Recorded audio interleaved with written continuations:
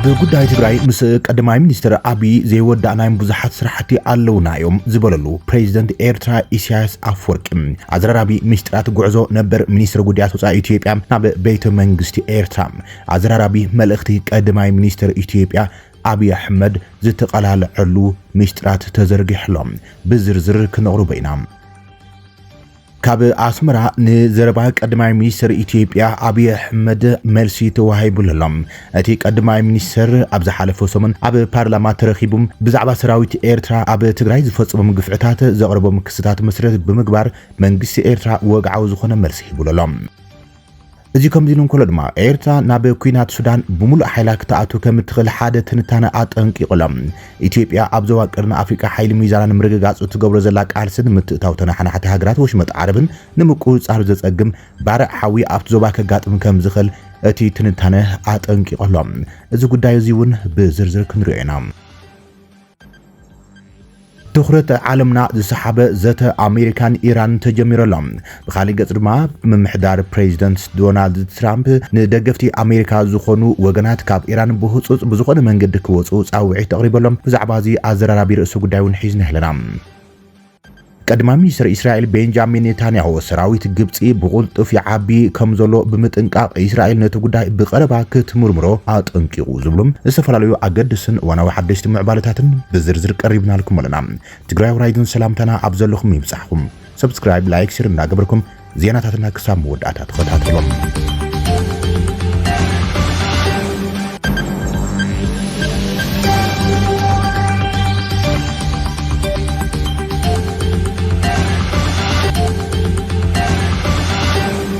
ኣብ ጉዳይ ትግራይ ምስ አብይ ዘይወዳእናዩ ብዙሓት ዕማማት ኣለውና ክብል ፕሬዝደንት ኤርትራ ኢሳያስ አፈወርቂ ዝተዛረበሉ ኣጋጣሚ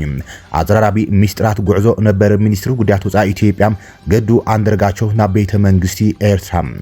ቀዳማይ ሚኒስትር ኢትዮጵያ አብይ አሕመድ ዝሓለፈ ሰሉስ ለካቲት 2026 ኣቆፃፅራ ኣውሮፓውያን ኣብ ኣኼባ ባይቶ ወከልቲ ኣብ ዘስምዖ መብርሂ ኣብ መንጎ ኤርትራን ኢትዮጵያን ምትፍናን ዝተፈጠረ ጉዳይ ኣመልኪቱ ናብ ኣስመራ ዝተላእኸ ሽሙ ዝረቕሖም ሚኒስትር ጉዳያት ወፃኢ ሃገር ነበር ገዱ አንዳርጋቸው ቁሉዕ ሓሶት ምዃኑ ብምግላጽ ኣዘራራቢ ምላሽ ይብሉሎም እቲ ቀዳማይ ሚኒስትር ምስ ሓሶት ዝተባኣሰ ምዃኑ ብምምልኻት ኣብ ከምዚ ዝበለ ዝተዓደሙ ናይ ሓሶት ዝበሎ ምስክርነት ከም ዘይሳተፍን እቲ ክምስክሮ ዝኽእል እቲ ዝፈልጦ ሓቂ ጥራይ ምዃኑም ኣቶ ገዱ አንዳርጋቸው ሚኒስትራት ቀሊዖሎም እቲ ሚኒስትር ጉዳያት ወፃኢ ሃገር ነበር ከም ዝተጻሕፈ ዘመልክት ኣብ ማሕበራዊ መራኸቢታት ብቐረባም መሓዝቱ ተዘርጊሑ ዘሎ በዓል 3 ገጽ ደብዳቤም ብዙሓት ኣዘራራቢ ኣጀንዳታት ሒዙ ኣዘራራቢ ኮይኑ ዝቕጽል ዘሎ እቲ ደብዳቤም እቲ ሚኒስትር ጉዳያት ወፃኢ ሃገር ነበር ነቲ ኣብ ዋን ኩናት ትግራይ ዝነበረ ኩነታት መንግስቲ ኢትዮጵያ ብፍላይ ከዓባዓሎም እቲ ቀዳማይ ሚኒስትር ህዝቢ ካልኦት ክልላት ብሓፈሻም ዝነበሮም ኣረኣያ ዘርዚሮሎም ንኤርትራ ዝተላኣኸሉ ጉዳይ ኣመልኪቱን አቶ ገዱ አንዳርጋቸው ኣብ ዘስፈሩ መልእኽቲ ናብ ኤርትራ ከይዱ ምስ ፕሬዝደንት ኤርትራ ኢሳያስ አፈወርቂ ከም ዝተራኸበ ብምዝኻር እቲ ዝተዘራረበሉ ጉዳይ ግን ከምቲ ቀዳማይ ሚኒስትር አብይ አሕመድ ዝበሎ ኩነታት ህዝቢ ትግራይ ኣተሓሳሲቦ ከም ዘይኮነ ገሊጾም አብይ ኣብ እዋን ኩናት ትግራይ ብሰራዊት ኤርትራ ዝተፈጸመ ቅትለትን ዕንወትን ኣተሓሳሲቦም ንገዱ አንዳርጋቸው ናብ ኤርትራ ከም ዝለኣኾም ኣብቲ ውዕሎ ፓርላማም ብግልጺ ኣስሚሩልዮም ኣተገዱ ካብቲ ኩሉ ሰባለ እቲ ሓንቲ ሓቃ እታ ናብ ኣስመራ ዝተገበረት መገሻ ጥራይ ምዃና ብምጥቃስ እቲ ዝተልዓለ ዛዕባታት ድማ ብዝርዝር ኣቃሊዕዎሎም ኣብዚ ሕዚ ዘርጊሕዎ ዘሎ ናብ አብይ ዝተጻሕፈ ምላሽ ደብዳቤኡ ድማ ኣብ መጀመርታ ወርሒ ጥሪ 2013 ዓመተ ምህረት ሓደ በዓል ስልጣን ሚኒስትር ጉዳያት ወፃኢ ሒዞም እቲ ናብ ኤርትራ ፕሬዝደንት ኢሳያስ ከብጽሑ ዝለኣኽኩምኒ ነቲ ናብ ኤርትራ ፕሬዝደንት ኢሳያስ ከብጽሑ ዝለኣኽኩምኒ መልእኽቲ ከብጽሕ ጽባሕቱ ናብ ኣስመራ በፂሐ ተመሊሰ ብምባል እተን ቀንዲ ሰለስተ መልእኽታት ዘርዚሮሎም እቲ ኣብ ልዕሊ ወያነ ዝወሰድናዮ ዝተዋሃደ ስርሒት ብዓወት ስለዛዝምናዮም ናይ እንቋዕ ደስ በለና መልእኽቲ ንፕሬዝደንት ኢሳያስ ምብጻሕም ኣካል ሰራዊት ምክልኻል ሃገር ዝኾነ ሰሜን እዚ ምስ ተጠቕዓም ተቐቢሎም ንዝገበርዎ ክንክን ብድሕሪ ድማ መልሰ መጥቃዕቲ ድሉ ክኸውን ዝገበሩልና ሕውነታዊ ድጋፍ ናብ ህዝብን መንግስትን ኤርትራ ምስገና ንምብጻሕም ሓደ ደገፍቲ ወያነ ይኹኑ ጽቡቕ ዝምድና ኢትዮጵያን ኤርትራን ዘደልዩም ናይ ግዳም ሓይልታት ብፍላይ ድማ ዓለም ለኸባን ትካላትን ሚድያትን ምስ ጉዳይ ግሰት ሰብኣዊ መሰላት ብዝተሓዘ ሰፊሕ ወፍሪ ከፊቶም ናሎም እዚ ድማ ውዒሉ ሓዲሩም ንኹልና ሰዓብን ከምፃና ስለዝኽእል ጥንቃቄ ክንገብር ኣለና ዝብል ምንባሩም ኣቐሚጠሎ ገዱ አንዳርጋቸውም እዚ መልእኽቲ ዝሒዙ ኣብ ቅድሚ ፕሬዚደንት ኢሳያስ ዝቐረበ ኣቶ ገዱ ዝመርሐሉ ኢትዮጵያ ካብቲ ፕሬዚደንት ኣብ ጉዳይ ግሰት ሰብኣዊ መሰላት ዝምልከት ዝቐርብ ዘሎ ወፍሪ ብወገና ንታሕተወት መምርሒታት ዘድሊ ጥንቃቄ ንግበር ብዝተረፈ ግን ኣነን ኣብይን ብዝተሰማማዕናዮ መሰረት ገና ብዙሓት ስራሕቲ ወይ ዕማማት ኣለውና ዝብል ምላሽ ከም ዝረኸበ ክጠቅስን ከሎም ብዛዕባ እቲ ዝተረፈ ዝበሎም ስራሕቲ ግን ዝኾነ ይኹን ኣፍልጦ ከም ዘይብሉ ገሊጾም ብዘካዚ ንኤርትራ ኣብ ዝነቐለሉ ዝነበረ እዋን ገዱ ማሕበረሰብ ዓለም ዝሓተና ዘሎ ኢሉ ዝጠቐሰ ንምውፃእ ሰራዊት ኤርትራ ካብ ኢትዮጵያ ዝምልከት ከም ተወሳኺ መልእኽቲ ክማላም ንኣብይ ሓቲትዎ ከም ዝነበረ ይጠቒስ ዘሎ እንተኾነት ቀዳማይ ሚኒስትር ብዛዕባ እዚ ጉዳይ ፍጹም ክለዓል ከም ዘይብሉ ከም ዘተሓሳሰበውን ጽሒፎሎ ገዶም ኣቶ ገዱ ኣብ ደብዳቡ ነቲ ቀዳማይ ሚኒስትር ኣብይ ኣሕመድ ኣብ ውዕሎ ፓርላማኦም ካብ ቀንዲ ኣጀንዳኡ ዝነበረ ሰራዊት ኤርትራ ኣመልኪቱ ዘስፈረ ትሕዝቶ ድማ ኣብ ኩናት ትግራይ ክሳዕ ምፍራም ስምምዕነት ፕሪቶሪያ ወተሃደራት ክልቲአን ሃገራት ክሳብ ናይ ሓንቲ ሃገር ብዝመስል መልክዑም ከም ዝተዋግኡ ብምጥቃስ ሰራዊት ኤርትራ ኣብ ጎኒ ሰራዊት ምክልኻል ኢትዮጵያ ንዝተረፈሉ ስርሒት ዳርጋ የሎን ኢሎም ወሲኹ ካልእ ተሪፉ ኣብ ክራማት 2023 ሓይልታት ትግራይ ክልል ኣምሓራ ሰጊሮም ክሳብ ደብረ ታቦር ዝበፅሑሉ እዋን ሰራዊት ኤርትራ መፅኡ ከም ዝተዋግእና ንዝክር ይብል እቲ ኩናት ብሓፈሻ ንምማን ብዘፀግም ኩነታት ህዝቢ ትግራይ ክዳቐቕ ዝገበረ ምንባር ብምጥቃስ ኣተገዱም ብኩሎም እቶም ኣብቲ ኩናት ዝሳተፉም እንኮላይ ሓይልታት ትግራይ ወሲኽካ ህዝቢ ትግራይ ዝወረደ ሃስያ ቀዳማይ ሚኒስትር ኣብይ ይቕሬታ ክሓት ተፅቢት ከም ዝነበረውን ኣስፊሩሎም እዚ ተሪፉ ግን ኣነ ንጹህ ብዝብል ሃቀነም እቲ ኩሉ በደል ናብ ሓደ ወገን ክተፀጉዕ ምፍታን ካብ ፖለቲካውን ሞራላውን ተሓታትነት ዘድሕን ከም ዘይኮነ የስሚሩሉ ገዶም ኣብዚ ርእሲ እዚ ኣቶ ገዱ አንዳርጋቸውም ሓቂ ንምዝራብ ይብል ኣብቲ ኩናት ህዝቢ ትግራይ ብወገነይ ኢሉ ኣብ ጎኑ ዝቆመ ህዝቢ ይኹን መንግስቲ ኣይነበሮን ብምባል በቲ ዝተፈጠረ ኩነታት ሕማቕ ከም ስሙ ኣስፊሩሎም ነቲ ኣብ ልዕሊ ህዝቢ ትግራይ ዝወረደ በደል ኣመልኪቱ ኣብ ዘስፈሮ ትሕዝቶ ደብዳብኡ ኣቶ ገዱም በቲ ኣብ ልዕሊ ሰሜን እዚ ዝተገብረ መጥቃዕቲ ሰዓበ ኩነታትን ሃንደበት ኮይንዎ ብዘይረዳኢ ተነፂሉ ኣብ ዝነበረሉ ኩነታት ኢሉ ብምጥቃስ ድሕሪ 3 ሰሙን ናይቲ ውግእ ምስ ምትሓዝ ከተማ መቐለም ምስ ኣብይ ዝነበሮ ዝርብ ጠቒሶሎም ኣብቲ ንምትሓዝታ ከተማ ንምፅምባል ኣመልኪቱ ድሕሪ ዝገበርዎ ናይ በይኖም ርክብ ንኣጠማምታ እቲ ቀዳማይ ሚኒስትር ኣብ ልዕሊ ቲም ዝወረደ በደል ኣተሓሳሲቡኒ ናብ ኤርትራ ልኡኽ ሰዲደ ዝበሎም ህዝቢ ትግራይ ዝነፅር ዝበሎ ዘረባ ቀሚጦሎም ሽዑ ኣብቲ ዝተገብረ ኣኼባ ስርዓት ኣልቦነት ከይሰፍን ሰራዊት ብዓወት ሰኺሩ ናብ ሕነ ምፍዳይ ከይኣቶም ሲቪላዊ ምምሕዳር ብቁልጡፍ ክቀውም ህዝቢ በደል ዝወርዶ እንተኮይኑ ህወሓት ክናፈቕን እዚ ድማ ንዕኦም ክሐይልን እዩ ዝብልን ካልኦት ነጥብታት ንዝተለዓሉ ርክብ ኣኼባ ድሕሪ ምዛሙም ክልቲኦም ኣብ በይኖም ኣብ ዝገበርዎ ርክብ ኣብይ ኣሕመድ ተጋሩ ድሕሪ ደጊም ካብ ዝወረዶም ስዕረት ሓይሎም ክትንስኡ እዮም ኢልካ ኣይትሕሰብ ከም ዘይትንስኡ ጌርና ሰቢርና የሚና ብዙሕ ሰብ ህዝቢ ትግራይ ይብለን እዮም ህዝቢ ትግራይ ካብ መን ይበልጽ ከም ዘይትንስእ ጌርና ኣድቂቁናዮ ኢና ብሕጂ ድማ ብዝኸፍአ ክነዳቐቆ ኢና ኢሉኒ ብምባል ይጽሒፍ ዘሎ ኣቶ ገዱም ስዕረት ከቢድ ስለዝኾነ ድሕሪ ሕዚ እቲ ንፈልጦ ህዝቢ ትግራይ ተመሊሱ ኣይክመጽን እዮም ንዝበሎ ብምዝፋር እቲ ብዛዕባ ህዝቢ ትግራይ ዘለኩም ኣመለኻኽታ እዚኡ ክብል ናብ ቀዳማይ ሚኒስትር ኣብይ ኣሕመድ መልእኽቲ ኣስፊሩሎም ነዚ ደብዳቤ ዝምልከት ክሳብ ሕዚ ካብቲ ቀዳማይ ሚኒስትር ብወግዒ ዝተዋሃበ ምላሽ የለንም ኣቶ ገዱ አንዳርጋቸው ኣቀዲሞም ፕሬዚደንት ክልል ኣምሓራ ዝነበሩ ኮይኖም ድሓር ሚኒስትር ጉዳያት ወፃን ኣማኻሪ ቀዳማይ ሚኒስትር ኣብ ጉዳይ ሃገራዊ ድሕነትን ኣባል ባይቶ ወከልቲ ህዝብን ኮይኖም ኣገልግልዮም ሓደ ግዜ ኣብ ባይቶ ወከልቲ መንግስቲ ሽግራት ፖለቲካዊ ፍትሕ ኣብ ክንዲ ምምጻም ባዕሉ ፖለቲካዊ ሽግር ይፈጥር ብወተሃደራዊ ሓይል ድማ ክፈትሕ ይፍትነሎ ክብል ነቲ ቀዳማይ ሚኒስትር ብትሪ ብቕሉዕ በዲህዎ ነይሮም እቲ ኣብ ፈለማ ሕዳር 2023 ኣብ ልዕሊ ትግራይ ዝተወልዐ ኩናት ድማ ኣብቲ ክልል ሞት ሰፊሕ ምፍንቃል ስደትን ምግሃስን ሰብኣዊ መሰላትን ከም ዝሰዓበ ዝፍለጥ ኮይኖም ኣቶ ገዱ አንዳርጋቸው ኣብቲ እዋን ከተማ ደሴ ተጓዒዙ ምስ ነበርቲ ኣብ ዝገበሮ ዝርብ ኣብ ልዕሊ ህዝቢ ትግራይ ሓፈሻዊ ወራሪ ናይ ትግራይ ሓይሊ ብምባል እንትገልጾም ጀኖሳይድ እንትቅስቅስውን ተሰሚዕ ነይሮም እንትኾነ ኣቶ ገዱ አንዳርጋቸው ኣብዚ እዋን እዚ ብዛዕባ እቲ ኣብ ትግራይ ዝተፈጸሙ ዝበሎም ግፍዕታት ብዝርዝር ኣቃሊዑን ነብሱውን ጣዕሳ ከም ዝስምዖን እዩ ገሊጹ ዘሎ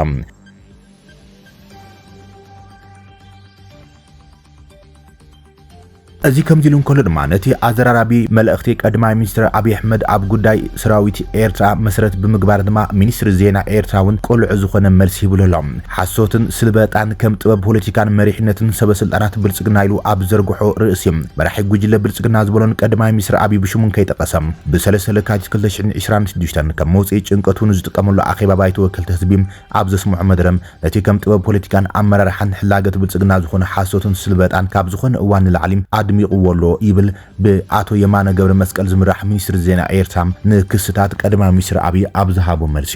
ኣብቲ ንኣስታት 4 ሰዓታት ዝቐጸለም ዝተሓቶ ገዲፉ ሓሰቱን ኣብ ርእሲ ሓሰት ክድርደረሉ ዝወዓለ መደረም ነቲ ብስነ ምግባርን ክብርታቱን ዝልለም ብሰበ ስልጣን ኣዘዝቲ ሰራዊትን ብልጽግና ከይተረፈም እምብዛ ዝተነኣደ ሰራዊት ኤርትራ ጸለሎ ብምቕባእ ኣብ መንጎ ጎረባብቲ ህዝብታት ንቕዓን ተፈጥረያ ከይሓንኸ ብሓሰቱን ጠቕነን ክውንጅሎ ፈቲነሎ ብምባል ግብረ መልሲ ይብሎም እዚ ትማል ዝበሎም ህዝብን መንግስትን ኤርትራ ኣብ ተፈታን እዋን ዝገበሩልና ደገፍ ንርስዖ ዝመስሎ እንተሎም ዓሻ ጥራይ ክብል አብይ ተዛረቦም ኣብቲ እዋን ኩናትን ድሕሪኡን ሰራዊት ኤርትራ እናመገሰም ንኣዘዝቱ ቢኒሻናት ዘገየጸ ጉጅለም እዚ ክስሲ ምቕራቦም ንነብስን ዘለዎ ኩነተ ኣምሮን ጥራዩ ኣቃሊዕ ዘሎ ይብል ሚኒስትሪ ዜና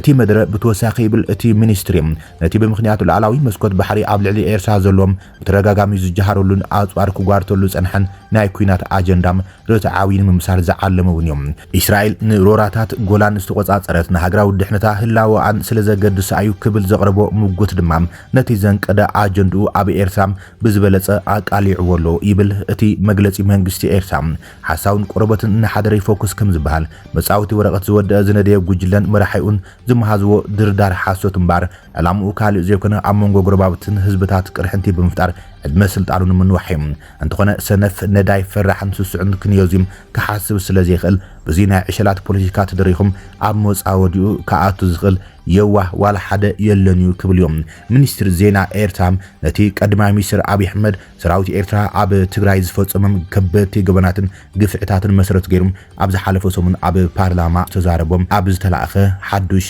ግብረ መልሲ እዚ ከምዚ ኢሉን ኮለ ድማ ኤርትራ ናብ ኩናት ሱዳን ብሙሉእ ሓይላ ክትኣቱ ከም ትኽእል ሓደ ትንታነ ጠንቂቖሎም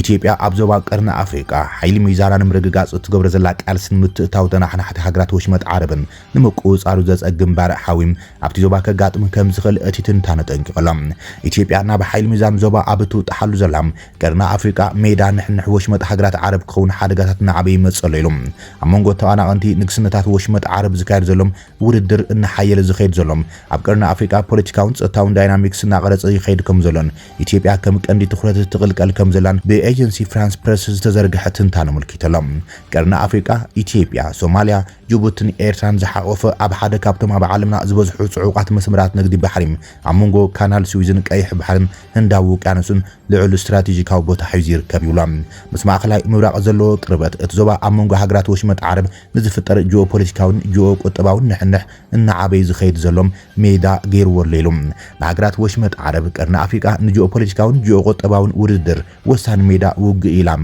ተንታኒት ጉዳያት እቲ ዞባ ዝኾነት ኣና ጃክቦስ ንኤፍፒ ኣብ ዝሃበቶ ርእይቶም ኣብ ኢትዮጵያ ሕብራት ኢማራት ዓረብ ብፍላይ ሩኡይ ህላው መስሪታላ ትብል ኣዲስ ኣበባ ኣብ ዝጥምት ጎቦ ብጸጋታት ኢማራት ዓረብ ዝምወል ምዃኑ ዝንገረሉ ዘሎም ኣብ ህንጸት ዝርከብ ዓብይ ቤተ መንግስቲ ዓብይ ምልክት ናይቲ አቡዳቢ ኣብታ ሃገር እናሰፍሐ ዝኸይድ ዘሎም ጽልዋ ከም ዝኾነ እቲ ትንታነ ይመልከትም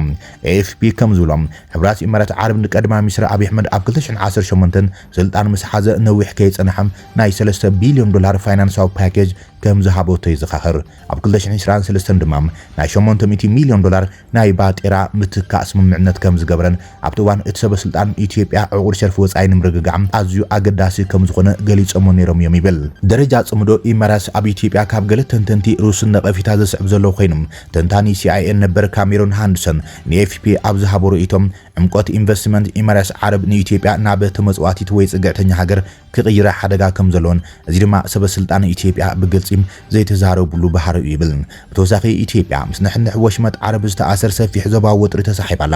ሰራዊት ሱዳን ኢትዮጵያ ኣብ ወርሒ ታሕሳስ ተዋጋኢ ሓይሊ RSF ናይ ስልጠና ማዓስከር ከም ዘእንገደት ከሲሱም እዚ ድማ ኢማራት ነቲ መሳለጥያ ከም ትድግፎውን ዘመልክት ይብል እቲ ትንታነ ሰመዚ ኢትዮጵያ ብዛዕባ ዝክሲ ርእይቶ ክህቡ ንዝቐረበሎም ሕቶም ካብ AFP መልሲ ኣይሃቡልን እዮም ኪኖ ሱዳን ኢትዮጵያ ምስ ኤርትራ ዘለዋ ዝተሓላለኸ ዝምድናን ምስ ግብፂ ብዛዕባ ዓብይ ግድብ ሕዳሴ ኢትዮጵያ ኣብ ሩባ ኣባይ ንዘለዋ ክርክርን ዞባዊ ኣሰላልፋታት ዝያዳ ተሓላሊኹ ይርከብ ይብል ግብፅን ኤርትራን ኣብ ዝሓለፉ ዓመታት ምስ ስዑድ ዓረብ ዝያዳ ጥቡቕ ርክባት ብምስራት እዚ ድማ ብኸፊል ነቲ ንዓበይ ዝኸይድ ዘሎም ጽልዋ ኢትዮጵያ ኣብቲ ዞባ ንምምካት ይክብል እዮም AFP ኣመልኪቱ ዘሎ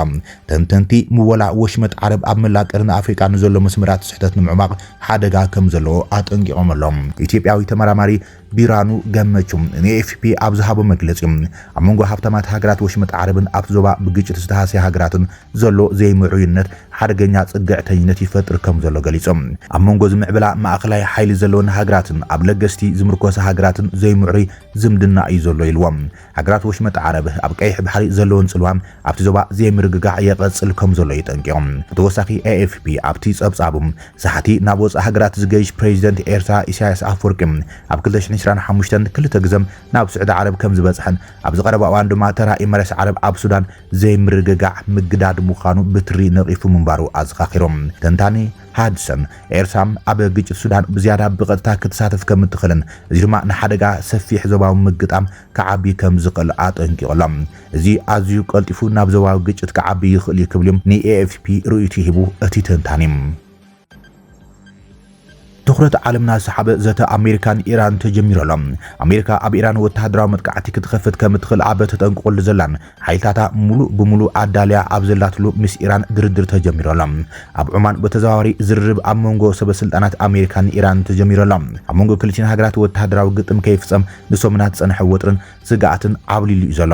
ሚኒስትሪ ጉዳያት ወፃኢ ኢራን ዓባስ ኣራግ ናብቲ ዘተ ናብ ርእሰ ከተማ ኦማን ሞስካት ክገይሽን ከሎም ኣማኻርቲ ፕሬዚደንት ኣሜሪካ ዶናልድ ትራምፕ ስቲቭ ዊትኮፍን ጃሬድ ኩሽነርን ውን ክሳተፉ ምዃኖም ተፈሊጦሎም ወሃብ ቃል ሚኒስትሪ ጉዳያት ወፃኢ ኢራን ዕላማ ናይቲ ኣኼባ ንጉዳይ ኒውክሌር ብዝምልከት ፍትሓዊ ንኽልቲኡ ዘዕግብን ክቡርን ስምምዕነት ንምብጻሕ ምዃኑ ይገሊጾም ምምሕዳር ትራምፕ ካብ ቴህራን ንጹር ተቃውሞ እኳ እንተሃሎም ካብ ኒውክሌራዊ ፕሮግራም ኢራን ወፃኢ ዝኾኑ ጉዳያት ውን ኣብ ማኣዲ ከቕርብ ክደፍእ ስለ ዝጸንሐም ትኽክለኛ ኣርእስታት እቲ ዘተም ንጹር ኣይኮነን እዮም ተንታኒ ኣልጀዚራ ዓሊ ሓሸም ሕዚ ካብ ኦማን ንሰምዖ ዘለና እንተወሓደም እቲ ክፍተት ይረም ወይ ድማ ይድልድል ከም ዘሎ ንጹር ይብል እቲ በተዘዋዋሪ ኦማን ዝካየድ ዘሎ ዝርርብ ድሮም ናብቲ ኢራናውያንን ኣሜሪካውያንን ናብ ሚኒስትሪ ጉዳያት ወፃኢ ኦማን ኣጀንዳ ዘቕርብሉ ኩነታት በፂሑ ኢሎም እዚ ናብ ቀጥታዊ ዝርርብ ዝኸይድ ድዩ ኣይኮነን ግን ክንርኢ ንከታተሎ ኣለና ኢሎም ስለዚ ንሕዚ ብክልቲኡ ወገን ዝብጻሕ ዝመስል ነገር እንተልዮም ዝሰርሕሉ ማዕቀፍ ክህልዎም ይኽእል እዩ ድማ ከም እወንታዊ ዝርአ ነገር ኢልዎም ሕዚ እዚ ዝርርብ ናብ ቀጥታዊ ዝርርብ ገጹ ክኸይድ ድዩ ብመሰረት ኣሜሪካውያን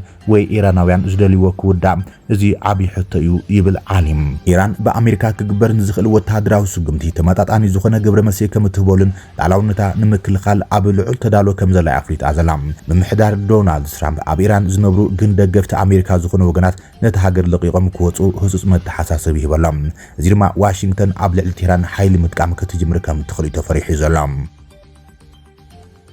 ቀዳማይ ሚኒስትር እስራኤል ቤንጃሚን ኔታንያሁ ሰራዊት ግብጽ ብቁልጡፍ ዓቕሙ ይውስኽ ከም ዘሎ ኣጠንቂቖሎም እስራኤል ነቲ ኩነታት ብቐረባ ክትከታተሎ ከም ዘለዋ ድማ ኣጠንቂቖም ዝርዝር ናይ ትዕጽው ኣኼባ ቀዳማይ ሚኒስትር ኔታንያሁ ነዚ መጠንቀቕታ ዝሃበም ኣብ ዕጹው ኣኼባ ኮሚቴ ጉዳያት ወፃኢን ምክልኻል ክነሰት ባይቶ እስራኤል ኣብ ዘካየደ ኣኼባ ተዛሪቡም ማዕኸናት ዜና እስራኤል ከም ጸብጸቦም ብመሰረት እቲ ጸብጻብ ኔታንያሁ ወተሃደራዊ ሓይሊ ግብጽ ሒለሎ ብቐረባ ክንከታተሎ ኣለና ኢሎም እስራኤልን ግብጽን ሓብራዊ ዝምድናን ረብሓን ከም ዘለዎን ዝገለጸ ቀዳማይ ሚኒስትር ኔታንያሁ ዓቕሚ ሰራዊት ግብጽ ንእስራኤል ኣብ ሓደጋ ዘእቱ ደረጃ ከይበጽሕም ኢየሩሳሌም ክትሕሉ ከም ዘለዋ ኣስሚሩሎም ቅድሚ ሕዚ ዘቐረቡ ክስታትን ወጥሪ ሲናይን እስራኤል ንግብጽ ኣብ ጥቓ ደቡብ ሓይልታት ብምእካብ ኣብ 1979 ዝተበጽሐ ውዕል ሰላም ብምጥሓስ በተደጋጋሚ ክትኸስስ ጸኒሓ እያ ኣብ መስከረም 2025 እስራኤል ንግብጽ ኣብ ሓውስ ደሴት ሲናይ እትገብሮ ዝነበረት ወተሃደራዊ ምትእኻብ ደው ክትብል ጸቕጢ ክትገብር ንኣሜሪካ ሓቲታ እያ ኔታንያሁ ንሚኒስትሪ ጉዳያት ወፃኢ ኣሜሪካ ማርኮ ሩቢዮ ኣብ ዝሃቦ ሓበሬታ ካይሮ ነፈርቲ ውግን መኽዝን ሚሳይላትን ዝመሰሉም ትሕተ ምድራዊ መሳለጥያታትን መውረዲ ነፈርቲ ተሃንጽ ከም ዘላ ይገልጾም ምንጭታት ግብጽን ጸጥታን ምላሽ ሂቦም ሓደ ግብጻዊ ምንጪ ካይሮ ኣብ ሲናይ ሓይላ ተሃንጽ ከም ዘላ ዘረጋገጸ ኮይኖም እቲ ዕላማ ግን ፍልስጤማን ካብ ጋዛ ብሓይሊ ከይመዛበሉ ንምክልኻል ምዃኑ ይገልጾም በኣንጻሩ ሓደ ምንጪ ጸጥታ ማእኸላይ ምብራቕ ንክሲ ኔታንያሁ ምላሽ ይብሎም ኣብ ሚዛን ሓይሊ ሲናይ ዝኾነ ለውጢ ከም ዘይተረኣየ ገሊጾም ብመሰረት እቲ ምንጪ ኔታንያሁ ምስ ካይሮ ንምትፍናን ንምፍጣር ከምዚ ዓይነት ሓበሬታ ብቐጻሊ ይዝርግሕ ዘሎ ብምባል ይዝኸሶም እዚ ፍጻመ ነቲ ኣብ መንጎ ክልቲና ሃገራት ዘሎም ዝሑል ሰላም ናብ ሓድሽ ወጥሪ ከጋዶ ከም ዝኽእል ነዚ ድማ ሰለስተ ቀንዲ ምኽንያት ከም ዘሎም ተንተንቲ ይገልጾም ግብጽ እስራኤል ኣብ ጋዛ እትወስዶ ወተሃደራዊ ስጉምቲ ስደተኛታት ናብ ደቡብ ሲናይ ገጾም ክትደፍኦም ከም ትኽእል እያ ኣዝያ ስክፍታ ትገልጽ ዘላ ነዚ እያ ድማ ዶባታ ክትሕይል ትጽዕር ዘላ ይብል እስራኤል ዝኾነት ጎረቤት ሃገር ኣብ ዞባ ዘላ ወተሃደራዊ ልዕልና ኳሊቴቲቭ ሚሊተሪ ኤጅ ክትፈታትን ኣይትደልን እያ ዘመናዊ መሳርሒ ሰራዊት ግብጽ ብእስራኤል ከም ስጋት ኩናት ምርኣይ ዘይተርፍ እዩ ሳልሳይ ድማ ኣሜሪካ ንኽልቲአን ሃገራት ወተሃደራዊ ደገፍ ስለ እትገብር ኔታንያሁ ነቲ ጉዳይ ናብ ማርኮ ሩቢዮ ክበጽሖ ምውሳኑ ኣሜሪካ ኣብ ልዕሊ ግብጺ ዘለዋ ናይ ደገፍ ፖሊሲ ዳግማይ ክትሓስበሉ ዝዓለመ ዲፕሎማስያዊ ጸቕጢ ይብሉ ተንተንቲም ክቡራትን ፍትዋትን ተኸታተልቲ ዜናታትና ይስዓት ዝበልናይ መሓደስን እዋናዊ ዝርዝር ምዕባለታትን ኣብዛዚምና ለና ንሰናይ ምክትታልኩም ነመስግን ሰላም